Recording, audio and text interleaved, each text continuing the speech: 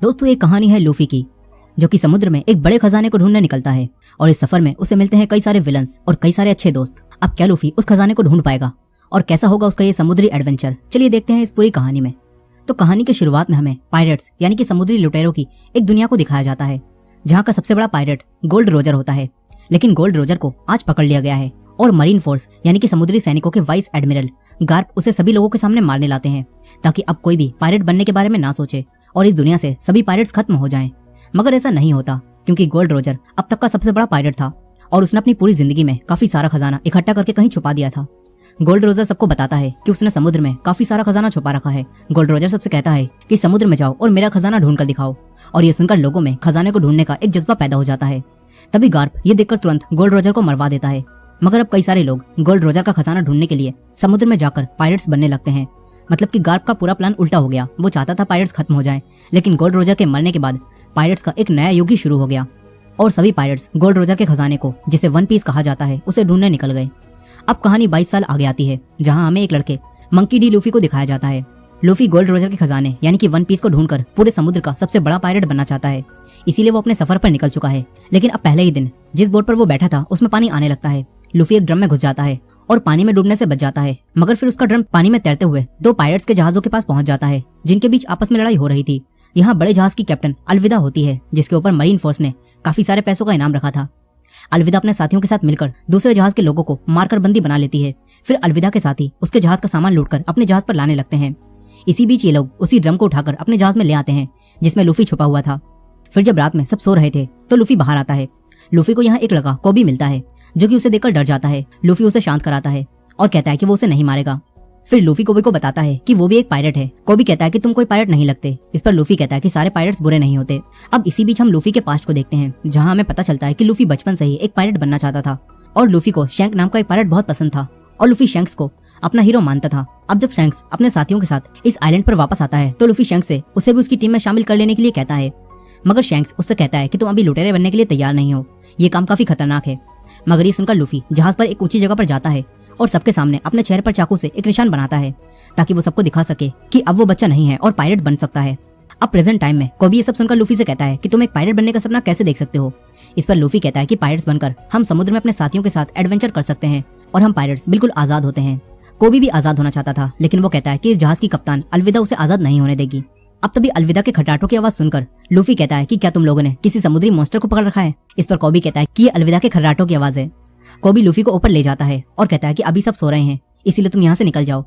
Luffy यहाँ से जा रहा था, लेकिन तभी उनकी आवाज़ सुनकर सभी लोग जाग जाते हैं और अलविदा भी यहाँ आ जाती है। अलविदा को लगता है कि कोबी उसे धोखा दे रहा था, इसीलिए अलविदा अपने हथियार से इन दोनों पर हमला कर देती है। मगर लूफी उसे बचा लेता है। लूफी अकेले ही अलविदा और उसके सभी साथियों से लड़ता है और उसे गोलियों से भी कुछ नहीं होता। अलविदा अपना भारी भरकम हथियार उसके मारती है, लेकिन लूफी अपने शरीर को लचीला बनाकर अलविदा से बच जाता है। ये देखकर अलविदा भी हैरान हो जाती है। लूफी अपने पूरे शरीर को लचीला करके अपनी पावर से जहाज के दूसरी तरफ जाता है। तभी अलविदा आकर उस पर हमला करती है, लेकिन लूफी बच जाता है और उसके जहाज पर ही आग लग जाती है। अलविदा को काफी गुस्सा आता है, वो कोबी को मारने वाली थी, तभी लूफी बीच में आकर उसे बचा लेता है। इसके बाद लूफी अपने स्पेशल मूव गम गम पिस्तो करते हुए अलविदा को उड़ा देता है और अलविदा सबको अलविदा कहकर चली जाती है। यहाँ अब सभी लोग लूफी से डरकर हार मान लेते हैं और लूफी कोबी के साथ यहाँ से जाने लगता है। इसके बाद हम एक तलवारबाज रोरोनोआ जोरो को देखते हैं, जो कि सभी समुद्री पायरेट्स का शिकार करता है। यहाँ एक आदमी मिस्टर सेवन जोरो को अपनी टीम में शामिल होने का ऑफर देता है, मगर जोरो उसे मना कर देता है। इसके बाद जोरो मिस्टर सेवन से फाइट करता है। जोरो काफी अच्छा तलवारबाज था और वो अपनी दोनों तलवारों की मदद से मिस्टर सेवन के 2 टुकड़े कर देता है और फाइट में जीत जाता है। वहीं लूफी और कोबी उस जहाज से निकल चुके थे। कोबी लूफी से पूछता है कि तुम्हें लचीले होने की पावर्स कैसे मिली। इस पर लूफी बताता है कि जब वो छोटा था और शैंक्स ने उसे अपनी टीम में शामिल करने से मना कर दिया था, तो गुस्से में उसने शैंक्स के खजाने में से एक डेविल फ्रूट खा लिया, जिसके बाद उसे ये लचीले होने की पावर्स मिल गई। अब प्रेजेंट डे में कोबी पूछता है कि हमें कहाँ जाना है। इस पर लूफी कहता है कि हम ग्रैंड लाइन पर जा रहे हैं, जहाँ वन पीस छुपा हुआ है। कोबी पूछता है कि क्या तुम्हें ग्रैंड लाइन का रास्ता पता है, लेकिन लूफी को ग्रैंड लाइन का रास्ता नहीं पता होता। अब यही कोबी बताता है कि उसका भी एक सपना है, वो मरीन बनना चाहता है और कमजोर लोगों की मदद करना चाहता है। ये सुनकर लूफी कहता है तो फिर ठीक है, हम पास के मरीन बेस पर चलते हैं, वहां से मुझे ग्रैंड लाइन का मैप मिलेगा और तुम वहां मरीन बनने के लिए रुक जाना। जिसके बाद ये दोनों मरीन बेस पर जाने लगते हैं। इसी दौरान हम एक लड़की नामी को देखते हैं, जो कि एक छोटी सी बोट पर मर रही थी। तभी उसे एक बड़ी बोट दिखती है जिसमें 2 आदमी थे। नामी उनसे मदद मांगती है, लेकिन नामी देखती है कि ये दोनों तो लुटेरे हैं, इसीलिए नामी अपने पास रखे एक बॉक्स को बचाने लगती है। ऐसा लगता है कि उसमें कोई खास खजाना है और ये देखकर वो दोनों लुटेरे अपनी बोट से उतरकर नामी की बोट में आकर उस बॉक्स को खोलने लगते हैं। लेकिन जब वो दोनों वो बॉक्स खोलते हैं तो उसमें कुछ भी नहीं होता और यही नामी इनकी बोट चुरा कर ले जाती है। इसके बाद नामी भी पास ही के मरीन बेस पर आ जाती है। यहीं कोबी और लूफी एक बार में खाना खा रहे थे और यहीं जोरो भी आ चुका था। यहाँ एक छोटी लड़की जोरो के लिए राइस बोल बनाकर लाती है, लेकिन यहाँ के मरीन कैप्टन मॉर्गन का बेटा हेल्मेपो आकर उन्हें गिरा देता है और फिर उस लड़की से बदतमीजी से बात करता है। ये देखकर जोरो उसे माफी मांगने के लिए कहता है, लेकिन वो अपनी तलवार निकाल लेता है। तभी जोरो उससे फाइट करता है। फिर और मरीन ऑफिसर्स आकर जोरो पर हमला कर देते हैं, लेकिन जोरो उन सबको बिना तलवार निकाले ही हरा देता है। तभी मौके का फायदा उठाकर नामी भी एक मरीन ऑफिसर को बेहोश करके एक कोने में ले जाती है। यहाँ कोबी एक टेबल के नीचे छुपा हुआ था और लूफी मजे से फाइट देख रहा था। यहीं जोरो मरीन सैनिकों को मारकर कैप्टन के बेटे को मारने वाला था। तभी वो कहता है कि मुझे छोड़ दो, तुम जो मांगोगे मेरे डैड तुम्हें दे देंगे। ये सुनकर जोरो अब मरीन कैप्टन मॉर्गन के पास अपना इनाम लेने आता है, क्योंकि वो पायरेट्स को मारता था। लेकिन मॉर्गन उसे इनाम देने के लिए कहते हैं कि तुम्हें मेरे पास 7 दिनों तक कैद रहना होगा। ये सुनकर जोरो कहता है कि मुझे कैद करने की कोशिश की तो सबसे पहले तुम्हारा पिल्ला मरेगा। तभी ये सुनकर मॉर्गन का बेटा भड़क जाता है, मगर उसके डैड उसे ही दूर फेंक देते हैं। इसके बाद मॉर्गन जोरो से कहता है कि तुम्हारी इस हरकत के बाद कोई भी मरीन बेस तुम्हें इनाम नहीं देगा, इसलिए तुम हमारे साथ काम करने लगो या फिर 7 दिनों तक यहाँ कैद रहो। ये सुनकर जोरो मॉर्गन के साथ काम करने से मना कर देता है और 7 दिनों के लिए कैद हो जाता है। फिर अगले ही दिन लूफी ग्रैंड लाइन के मैप को चुराने के लिए यहाँ आ जाता है। लूफी जोरो को देखकर उसे आजाद करा देता है। इसके बाद लूफी उसी रास्ते से वापस चला जाता है। यही नामी भी उसी मरीन ऑफिसर की यूनिफॉर्म चुराकर अंदर घुस गई होती है। नामी भी ग्रैंड लाइन का मैप चुराने आई थी, लेकिन वही ऑफिसर यहाँ आकर नामी को पहचान लेता है। फिर ये दोनों मरीन ऑफिसर नामी पर हमला कर देते हैं, मगर नामी उन दोनों को मारकर उनका काम तमाम कर देती है। तभी ऊपर से लूफी टपकता है और लूफी ने सारी बातें सुन ली होती हैं, जिससे ये दोनों जान चुके थे कि वो दोनों ही यहाँ ग्रैंड लाइन का मैप चुराने आए हैं। लूफी मॉर्गन के ऑफिस में जाने लगता है, क्योंकि ग्रैंड लाइन का मैप वहीं रखा हुआ है। तभी नामी भी उसके पीछे जाती है। अचानक इनके सामने मॉर्गन आ जाता है, लेकिन वो नामी को एक मरीन समझता है और नामी कहती है कि मैं इस मुजरिम को पकड़कर ले जा रही हूँ, इसे अभी भी अरेस्ट किया गया है। अब ये सुनकर मॉर्गन यहाँ से चला जाता है, लेकिन चालाक नामी ने मॉर्गन की जेब काट ली होती है और उसके ऑफिस की चाबियां चुरा ली थी। और अब ये दोनों मॉर्गन के ऑफिस में घुस जाते हैं। ये दोनों ग्रैंड लाइन के मैप को ढूंढने लगते हैं। तभी मॉर्गन को वहीं वो दोनों ऑफिसर मिलते हैं जो कि अभी पिटे पड़े थे। वो दोनों मॉर्गन को बताते हैं कि वो लाल बालों वाली लड़की घुसपैठिया है। ये सुनकर मॉर्गन यहाँ इमरजेंसी अलार्म बजवा देता है। दूसरी तरफ लूफी और नामी को वही तिजोरी मिल चुकी थी जिसमें ग्रैंड लाइन का मैप रखा है, लेकिन नामी से वो तिजोरी नहीं खुलती। तभी बाहर मॉर्गन आकर उस दरवाजे को तोड़ने लगता है। ये देखकर लूफी अपनी ताकत से पूरी तिजोरी को उठाता है और नामी के साथ वहां से नीचे कूद जाता है। ये दोनों जिंदा बच जाते हैं, लेकिन फिर मरीन सैनिक यहाँ आकर इन्हें चारों तरफ से घेर लेते हैं, मगर लूफी और नामी उनसे लड़कर उन्हें मारने लगते हैं। तभी जोरो भी अपनी तलवारें लेकर यहाँ आ जाता है और देखता है कि ये दोनों बच्चे तो पिट रहे हैं, इसीलिए जोरो भी इनकी मदद करता है। फिर ये तीनों सारे मरीन सैनिकों को मार देते हैं। तभी मॉर्गन यहाँ आ जाता है। मॉर्गन के हाथ में हथियार लगा था, जिससे वो इन पर हमला कर देता है। तभी जोरो और लूफी उससे फाइट करते हैं, लेकिन मॉर्गन काफी पावरफुल था, इसीलिए अब जोरो को अपनी तीसरी तलवार भी निकालनी पड़ती है। जोरो उसे निकालकर अपने मुंह से पकड़ता है और मॉर्गन को मारने लगता है। इसके बाद लूफी अपने गम गम पिस्तौल मूव से उसे मारकर दूर फेंक देता है। ये तीनों मरीन से बच जाते हैं। फिर जोरो इनकी और मदद करता है और ग्रैंड लाइन की तिजोरी को लूफी की शिप तक ले आता है। तभी मॉर्गन का बेटा हेल्मेपो यहाँ गन लेकर आता है, लेकिन तभी कोबी उसके एक मुक्का मारकर उसे बेहोश कर देता है। फिर लूफी कोबी को अपने साथ चलने के लिए कहता है, क्योंकि मरीन सैनिक अब इनके पीछे पड़े हैं। मगर कोबी लूफी से कहता है कि मैं अपना सपना पूरा करने के लिए यहीं रुकूंगा और एक अच्छा मरीन सैनिक बनूंगा। अब ये सुनकर लूफी जोरो और नामी के साथ इस बोट को लेकर निकल जाता है। दूसरी तरफ हम फिर से गार्प को देखते हैं, जिन्होंने 22 साल पहले गोल्ड रोजर को पकड़ा था। गार्प को पता चलता है कि मरीन बेस से कोई उनका ग्रैंड लाइन का मैप चुरा कर ले गया है, और ये जानकर गार्प इसी बेस पर आने लगते हैं। इसके बाद हम एक जोकर को देखते हैं और उसे भी ग्रैंड लाइन का मैप चाहिए था, इसीलिए वो अपने लोगों को लूफी के पीछे मैप चुराने के लिए भेजता है। दूसरी तरफ लूफी, जोरो और नामी उसी बोट से आगे बढ़ रहे थे। यहाँ नामी उस तिजोरी को खोल लेती है और इसमें इन्हें ग्रैंड लाइन का मैप मिलता है। फिर नामी जोरो और लूफी को बताती है कि पूरी दुनिया का समुद्र 4 हिस्सों East Blue, North Blue, West Blue और साउथ ब्लू में बटा हुआ है, और जमीन की लाइन को रेड लाइन कहा जाता है, और इसके अलावा जो लाइन इसके बीच में है उसे ग्रैंड लाइन कहा जाता है। अब ये तीनों वहाँ जाकर वन पीस ढूंढने के बारे में बात कर रहे थे। तभी उसी जोकर के लुटेरे यहाँ आकर इनकी बोट पर हमला कर देते हैं। वो लोग बेहोशी की गैस को इनकी तरफ फेंकते हैं, जिससे ये तीनों बेहोश होने लगते हैं। तभी लूफी उन लुटेरों को देखकर ग्रैंड लाइन के मैप को अपने मुंह के अंदर छुपा लेता है। फिर वो सभी बेहोश हो जाते हैं। इसके बाद जब ये तीनों जागते हैं तो ये तीनों कैद हो चुके थे। लुटेरों ने इनकी सारी चीजें ले ली होती हैं, लेकिन लूफी कहता है कि ग्रैंड लाइन का मैप मेरे पास बिल्कुल सेफ है। अब तभी ये बॉक्स खुलता है और ये तीनों एक स्टेज पर होते हैं और जोकर यहाँ शो दिखा रहे थे। यहाँ लोगों को गुलाम बनाकर उनसे जबरदस्ती तालियां बजवाई जा रही थी। अब तभी यहाँ इनका कैप्टन यानी कि वही जोकर आता है और बताता है कि मेरा नाम बगी है। लूफी से पहचान लेता है क्योंकि बगी भी एक पायलट होता है और इसके ऊपर भी काफी सारे पैसों का इनाम था। लूफी बगी से कहता है कि वो भी पायरेट्स का किंग बनने वाला है, लेकिन बगी ये सुनकर हंसने लगता है और कहता है कि वन पीस को ढूंढकर मैं पायरेट्स का किंग बनूंगा। अब बगी इनसे ग्रैंड लाइन का मैप मांगता है। तभी चालाक नामी अपनी चालाकी दिखाती है और कहती है कि हमारे पास ग्रैंड लाइन के मैप से बढ़िया भी एक चीज है। ये कहकर नामी लूफी की टोपी को उछाल देती है और यहाँ से भाग जाती है। लूफी अपनी टोपी को पकड़ने के लिए अपना हाथ लंबा करता है और सभी लोग उसे देखते ही रह जाते हैं। वहीं नामी जब सर्कस से बाहर पहुंचती है तो देखती है कि बगी ने इन लोगों के पूरे शहर को तबाह कर दिया है। अब तभी बगी के लोग आकर नामी को पकड़कर वापस बगी के पास ले जाते हैं। इसके बाद बगी के साथी जोरो और नामी को पकड़कर यहाँ से ले जाते हैं। यहाँ बगी लूफी से उस मैप के बारे में पूछता है, लेकिन लूफी उसे मैप के बारे में कुछ भी नहीं बताता। इस पर बगी उसके हाथ पैरों को बांधकर उसे खींचने लगता है, लेकिन लूफी को कोई फर्क नहीं पड़ता, उल्टा उसे तो और मजा आ रहा था। तभी बगी लूफी की टोपी को देखकर उसे पहचान लेता है और कहता है कि ये तो शैंक्स की टोपी है। बगी कहता है कि तुम्हारी उम्र में मैं और शैंक्स भी एक ही टीम में थे, लेकिन फिर शैंक्स ने भी मुझे धोखा दे दिया। अब यहाँ बगी लूफी से मैप लेने के लिए यहाँ एक बच्चे को मारने वाला था। तभी लूफी अपने आप को छुड़ाता है और गम पिस्तौल करते हुए बगी की गर्दन उड़ा देता है, मगर सर अलग होने के बाद भी वो जिंदा रहता है। इसके बाद बगी बताता है कि मैंने भी तुम्हारी तरह डेविल फ्रूट खाया था, जिससे मुझे ये पावर्स मिली हैं। इसके बाद बगी बेहोशी की गैस की मदद से लूफी को दोबारा बेहोश कर देता है। दूसरी तरफ जोरो और नामी अब कैद हो चुके थे, लेकिन नामी के पास ताले को खोलने के लिए एक चाबी थी। नामी उससे वो लॉक खोलने की कोशिश करती है। तभी यहाँ बगी का एक आदमी आ जाता है। जोरो ने इस आदमी के भाई को और इसके पुराने साथियों को पहले दौड़ा दौड़ा कर मारा था, इसीलिए अब ये जोरो को मारने वाला था। वो जोरो को घुमाता है और उसके चाकू मारने लगता है, लेकिन ये प्रो निशानेबाज था, इसीलिए इसका एक भी निशाना ठीक नहीं लगता। अब तभी नामी लॉक खोल लेती है और इसके एक लात मारती है। इसके बाद जोरो इसे पकड़ लेता है। फिर नामी उसे छुड़ाती है और जोरो इस लुटेरे को आसानी से बेहोश कर देता है। वहीं दूसरी तरफ गार्प, जो कि इस बेस के वाइस एडमिरल हैं, वो यहाँ पहुंच जाते हैं। यहाँ मॉर्गन उनसे झूठ बोल रहा था और बता रहा था कि उसके बेटे की गलती की वजह से वो पायरेट ग्रैंड लाइन का मैप चुराकर यहाँ से ले गए। मॉर्गन कहता है कि कोबी, जो कि नया कैडेट है, उसने मेरे बेटे को बचा लिया, नहीं तो वो भी मारा जाता। अब गार्प कोबी को देखकर सब कुछ समझ जाता है कि कोबी लूफी के साथ मिला हुआ है, इसीलिए गार्प कोबी को अकेले में मिलने के लिए बुलाता है और पूछता है कि तुम उन पायरेट्स के साथ कब से काम कर रहे हो। यहाँ गार्प का साथी कहता है कि एक बार में तुम्हें लूफी के साथ देखा गया था, इसीलिए अब हमें सच बताओ। ये सुनकर कोबी गार्प को सब कुछ सच बता देता है कि लूफी ने मुझे अलविदा से छुड़ाया था, फिर वो यहाँ आ गया और क्योंकि वो हमेशा से मरीन बनना चाहता था, इसीलिए वो मरीन बनने के लिए यहीं रुक गया। गार्प समझ जाता है कि लूफी सच कह रहा है, इसीलिए गार्प कोबी को लूफी को पकड़ने के लिए अपनी टीम में शामिल कर लेता है। वहीं दूसरी तरफ बगी ने लूफी को एक टैंक में कैद कर दिया होता है, जिसमें समुद्री पानी भर रहा था और समुद्री पानी की वजह से लूफी की ताकतें कमजोर पड़ चुकी थी। यहाँ बगी दोबारा से लूफी से वो मैप मांगता है, मगर लूफी उसे वो मैप नहीं देता। तभी बगी टैंक में पानी की स्पीड बढ़ा देता है। इसी दौरान हम छोटे लूफी को देखते हैं, जो कि शैंक्स के उसे छोड़कर जाने से दुखी था। तभी यहाँ एक और पायरेट अपने साथियों के साथ आता है और लूफी को परेशान करने लगता है, मगर तभी शैंक्स अपने साथियों के साथ यहाँ आ जाता है और उस पायरेट की टीम की लंका लगा देता है। तभी वो पायरेट लूफी को लेकर समुद्र में चला जाता है, मगर तभी इनकी बोट पर एक बड़ा सा जीव हमला कर देता है, जिससे वो पायरेट पानी में डूबकर मर जाता है। यहाँ लूफी भी पानी में डूबने लगता है। तभी शैंक्स आकर उसे बचा लेता है। फिर वो मॉन्स्टर पानी से बाहर आता है और इन पर हमला करता है।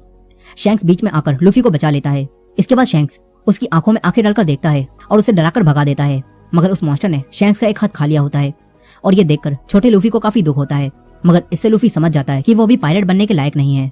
इसके बाद शैंक्स लूफी को छोड़कर चला जाता है, लेकिन जाते समय शैंक्स लूफी को अपनी टोपी देता है और लूफी के पास शैंक्स की आखिरी निशानी थी, लेकिन अब प्रेजेंट टाइम में बगी उसी टोपी को खराब करने लगता है। लूफी को ये देखकर काफी गुस्सा आता है। तभी यहाँ जोरो और नामी आ जाते हैं और टैंक को झटका देते हैं। बगी अपने साथियों को देखता है, लेकिन जोरो और नामी मिलकर पहले ही उसके सारे साथियों को सफाया कर चुके थे। इसके बाद टैंक भी टूटता है और लूफी बाहर आता है। तभी लूफी के अंदर से वो मैप बाहर आ जाता है, लेकिन लूफी के लिए मैप से पहले उसकी टोपी जरूरी थी। लूफी टोपी को उठाता है। इसी बीच बगी वो मैप उठा लेता है। तभी जोरो उसे तलवार से मारता है, लेकिन अपनी स्पेशल पावर की मदद से बगी जोरो से बच जाता है। वो अपने शरीर के कई सारे टुकड़े करके जोरो और नामी पर हमला करके उन्हें मारता है। तभी लूफी बगी से फाइट करने के लिए उठता है और उसे मारने लगता है, लेकिन बगी लूफी पर भी भारी पड़ रहा था। तभी लूफी को यहाँ कई सारे बॉक्स दिखते हैं। लूफी नामी को वो बॉक्स दिखाता है। इसके बाद जोरो और लूफी मिलकर बगी के टुकड़ों को पकड़कर उस बॉक्स की तरफ फेंकते हैं और नामी उन्हें कैद कर देती है। फिर बगी अब छोटा हो जाता है। इसके बाद लूफी उसे अपने स्पेशल मूव से यहाँ से उड़ा देता है। फिर लूफी वो मैप नामी के हाथों में सौंपता है, क्योंकि अब वो तीनों अच्छे दोस्त बन चुके हैं।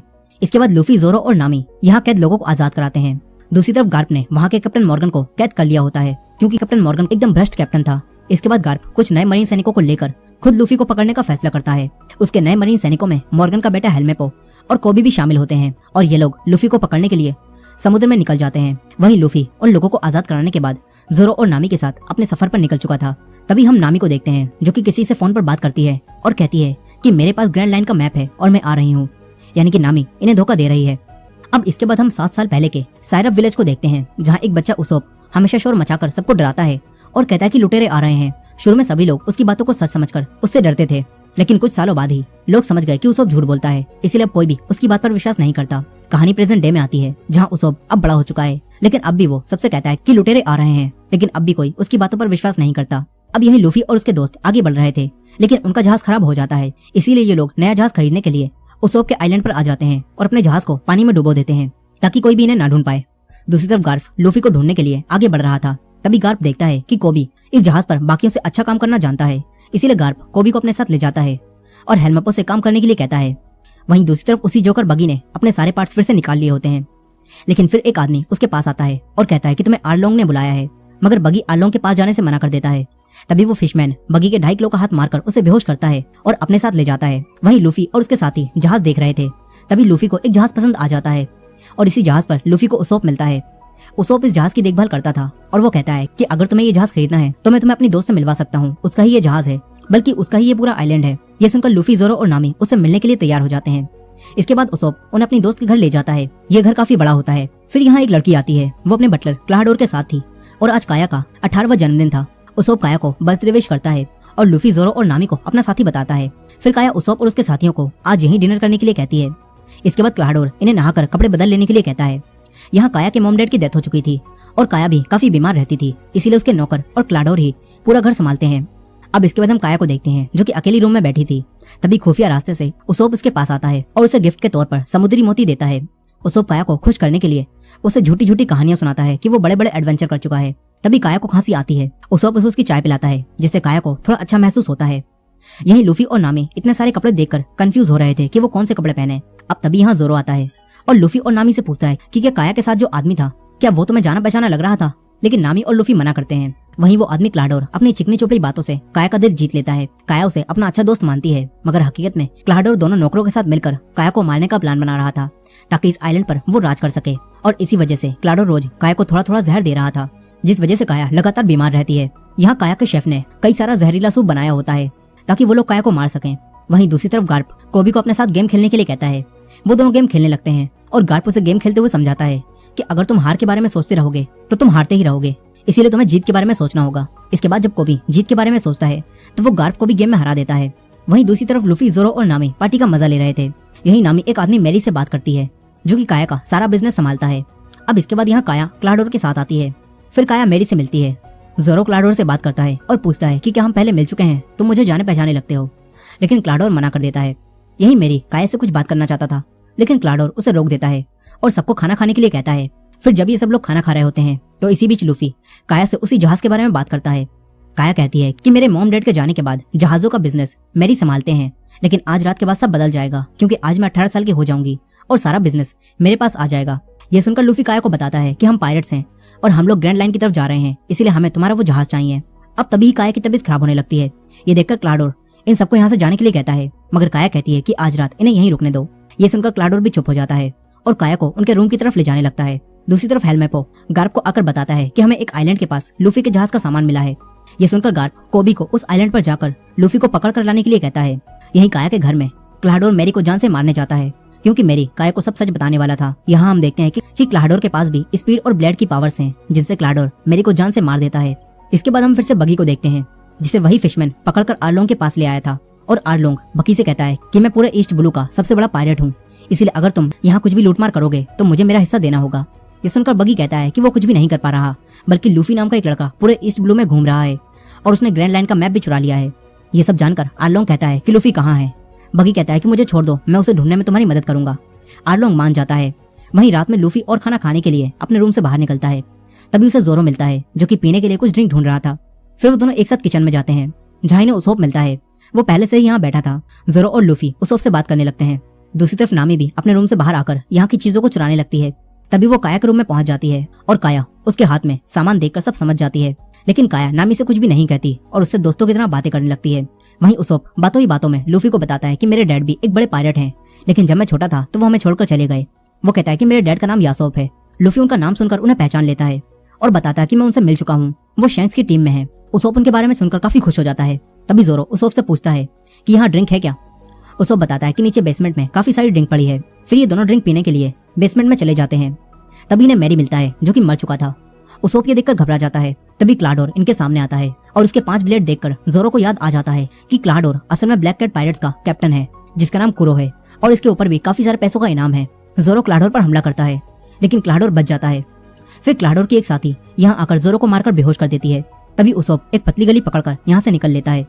क्लाहाडोर अपने दोनों साथियों से इन बॉडीज को ठिकाने लगाने के लिए कहता है और यहाँ से चला जाता है। वहीं ऊपर लूफी ने वही सारा जहरीला सूप पी लिया होता है जिससे वो वहीं बेहोश हो जाता है। इसी बीच नामी भी काया से बातें करने के बाद उसकी अच्छी दोस्त बन गई होती है और फिर नामी ने जो कुछ भी चुराया था वो सारा सामान नामी वापस रख देती है वहीं वो दोनों नौकर मैरी और जोरो को एक कुएं में फेंक देते हैं। इसके बाद वो वापस जाने लगते हैं। दूसरी तरफ उसोप गांव में जाकर सबसे कहता है कि असली लुटेरे आ चुके हैं, लेकिन इस बार सच बोलते हुए भी कोई भी उसोप की बातों पर विश्वास नहीं करता। तभी कोबी अपने साथियों के साथ यहाँ आ जाता है। उसोप कोबी को सब कुछ बताता है और कहता है कि वो बटलर असल में ब्लैक कैट पायरेट का कैप्टन है जो कि छुपकर यहाँ रह रहा है। मगर हेलमेपो कहता है कि ये सब झूठ है, क्योंकि ब्लैक कैट पायरेट्स के कैप्टन को मेरे डैड ने मार दिया था, इसलिए हमें यहाँ सिर्फ लूफी को ढूंढना चाहिए। लूफी का नाम सुनकर उसोप इन्हें बताता है कि लूफी भी वही है। उसोप इन्हें लूफी के पास ले जाने लगता है। वहीं नामी किचन में आती है तो देखती है कि लूफी बेहोश पड़ा है। अब तभी यहाँ कोई आने लगता है। नामी वहीं छुप जाती है। फिर क्लाडोर अपने साथियों के साथ यहाँ आता है और देखता है कि लूफी ने सारा जहरीला सूप पी लिया है। नामी इन तीनों की बातें सुनकर सब समझ जाती है। तभी उसोप कोबी और बाकी मरीन सैनिकों के साथ यहाँ आ जाता है। क्लाडोर दरवाजा खोलता है। उसोप कहता है कि यही वो लुटेरा है, लेकिन क्लाडोर कोबी से कहता है कि उसोप मानसिक रूप से बीमार है और बचपन से ही वो ऐसी कहानियां बनाता रहता है। ये सुनकर कोबी के अलावा कोई भी उसोप की बातों पर विश्वास नहीं करता। फिर हेलमेपो क्लाडोर से लूफी के बारे में पूछता है। क्लाडोर बेहोश लूफी को इन्हें सौंप देता है। वहीं नामी बाहर आकर उसकी साथी के एक पैन मारकर उसे बेहोश कर देती है और यहाँ से भाग जाती है। दूसरी तरफ उसोप भी भागकर काया के पास पहुंच जाता है। इधर क्लाडोर कोबी को यहाँ से जाने के लिए कहता है और उसके मुंह पर दरवाजा बंद कर देता है। वहीं नामी भी काया और उसोप के पास पहुंच चुकी थी। फिर उसोप और नामी क्लाडोर की सच्चाई काया को बताते हैं। वहीं जोरो कुएं में अब भी जिंदा होता है। जोरो वहां से बाहर निकलने की कोशिश करता है, लेकिन वो कुएं से बाहर नहीं निकल पा रहा था। मगर जोरो हार नहीं मानता। इसी बीच हम जोरो के पास्ट को देखते हैं, जब वो तलवारबाजी करना सीख रहा था। यहाँ एक लड़की कोइना जोरो की काफी अच्छी दोस्त थी। जोरो हमेशा उससे हार जाता था, मगर फिर उन दोनों ने साथ मिलकर कड़ी ट्रेनिंग करी और एक दूसरे से वादा किया कि हम में से एक इस दुनिया का सबसे बड़ा तलवारबाज बनेगा। लेकिन फिर कुछ समय बाद ही कोइना की एक एक्सीडेंट की वजह से डेथ हो गई और ये सब जानकर जोरो को काफी दुख हुआ। इसके बाद जोरो कोइना से किए हुए वादे को निभाने के लिए दुनिया का सबसे अच्छा तलवारबाज बनने निकल पड़ा। अब प्रेजेंट डे में यहाँ 12 बज जाते हैं और काया ऑफिशियली अब बड़ी हो चुकी है। इसीलिए अब क्लाडोर काया की प्रॉपर्टी पर कब्जा करने के लिए उसे मारने जाता है। वो इस घर से बाहर निकलने के सभी रास्तों को बंद करवा देता है। इसके बाद उसके दोनों साथी और वो खुद अपने हथियारों के साथ काया को मारने जाने लगता है। लेकिन काया उसोप और नामी के साथ यहाँ के खुफिया रास्तों से दूसरी तरफ जाने लगती है। ये लोग दीवारों के अंदर से जा रहे थे। तभी काया खांसती है और उसकी आवाजें सुनकर क्लाडोर अपने ब्लेड से उस पर हमला करता है। वो तीनों यहाँ से भागते हैं। दूसरी तरफ जोरो कुएं से निकलने की कोशिश कर रहा था, लेकिन जोरो दोबारा से नीचे गिर जाता है। मगर जोरो हार नहीं मानता। वो दोबारा उठकर ऊपर चलने लगता है और आखिरकार जोरो कुएं से बाहर आ जाता है। वहीं कोबी लूफी को पकड़ कर ले जा रहा था, लेकिन कोबी को उसोप की बातों पर थोड़ा थोड़ा विश्वास होने लगा था। अब तभी लूफी को यहाँ होश आता है। तभी हेलमेपो उसके पास जाता है, लेकिन फिर लूफी सारा का सारा सोप उसके ऊपर ही निकाल देता है। इसके बाद लूफी पूरी तरह से होश में आ जाता है और लूफी कोबी से कहता है कि मुझे यहाँ से जाना होगा ताकि मैं अपने दोस्तों को बचा सकूं। लेकिन हेलमेपो उसे पकड़ने के लिए उसे मारने वाला था। तभी जोरो यहाँ आ जाता है और उसके साथियों को मार देता है। वो हेलमेपो को भी बेहोश कर देता है। इसके बाद जोरो और लूफी अपने दोस्तों को बचाने जाने लगते हैं। वहीं घर में काया, नामी और उसोप एक पुराने रूम में आकर छुपते हैं। तभी क्लाडोर भी यहाँ आ जाता है और उन्हें ढूंढने लगता है। इसी दौरान जोरो और लूफी भी घर के अंदर आ जाते हैं। लूफी ऊपर जाता है और जोरो दूसरी तरफ जाता है। जोरो के सामने क्लाडोर के दोनों चमचे आते हैं। जोरो उनसे फाइट करता है। वहीं क्लाडोर काया और नामी को पकड़ लेता है। वो दोनों को मारने वाला था। तभी उसोप अपने हथियार से उसके एक निशाना लगाता है, मगर क्लाडोर बच जाता है। फिर क्लाडोर उसोप पर हमला करके उसे दूर फेंक देता है। इसके बाद वो काया को मारने आता है। तभी लूफी आकर उसे रोक देता है। फिर लूफी क्लाडोर से फाइट करता है। काया और नामी उसोप के पास आ जाती हैं। यहीं क्लाडोर काफी तेज था, इसीलिए लूफी उस पर हमला नहीं कर पा रहा था। क्लाडोर लूफी को बातों में उलझाकर उस पर कई बार हमला करता है। इसीलिए अब लूफी शांत हो जाता है और क्लाडोर के एक मुक्का मार के उसे गिरा देता है। दूसरी तरफ जोरो भी क्लाडोर के दोनों साथियों से फाइट करके उन्हें धूल चटा रहा था और यहाँ अब क्लाडोर लूफी से फेस टू फेस फाइट करता है और अपने ब्लेड से उस पर हमला करता है, लेकिन लूफी आराम से उनसे बच जाता है। फिर लूफी एक और स्पेशल मूव से क्लाडोर को यहाँ से दूर फेंक देता है। नीचे जोरो भी उसके दोनों साथियों को हरा देता है। इसके बाद ये सब लोग बच जाते हैं, मगर नामी इनसे कहती है कि हमें तुरंत यहाँ से निकलना होगा क्योंकि मरीन सैनिक जान चुके हैं कि हम यहाँ पर हैं। मगर लूफी कहता है कि हमारे पास तो कोई जहाज भी नहीं है। ये सुनकर काया इन्हें वही जहाज दे देती है। इसके बाद उसोप भी इनके साथ इनके सफर पर जाने का फैसला करता है और ये चारों इस आइलैंड से निकल जाते हैं। दूसरी तरफ क्लाडोर अब भी जिंदा होता है और वो भी इस आइलैंड से बचकर भाग गया होता है। वहीं कोबी जहाज पर गार्प से माफी मांगता है और कहता है कि वो लूफी को पकड़कर नहीं ला पाया, लेकिन गार्प उससे कहता है कि चिंता मत करो, तुमने अपना काम कर दिया, तुम उन लोगों को आइलैंड से बाहर ले आए। गार्प को लूफी का जहाज दिख रहा होता है और अब गार्प इनसे लूफी के जहाज पर हमला करने के लिए कहता है। वहीं वो सब अपने नए जहाज पर आराम कर रहे थे। तभी इनके ऊपर बमों की बरसात होने लगती है। फिर लूफी दूरबीन से मरीन सैनिकों की शिप को देखता है और उसे गार्प दिखता है। लूफी गार्प को देखकर कहता है कि ये तो मेरे दादाजी हैं। ये सुनकर सभी लोग चौंक जाते हैं और इसी एंडिंग के साथ वन पीस के 4 एपिसोड्स की कहानी यहीं खत्म हो जाती है। और ये वीडियो भी अब काफी लंबी हो चुकी है, इसलिए इसके आगे की कहानी को हम अगले पार्ट में देखेंगे। तो अगले पार्ट को मिस ना करने के लिए हमारे चैनल को सब्सक्राइब करके बेल नोटिफिकेशन को ऑन कर लीजिएगा।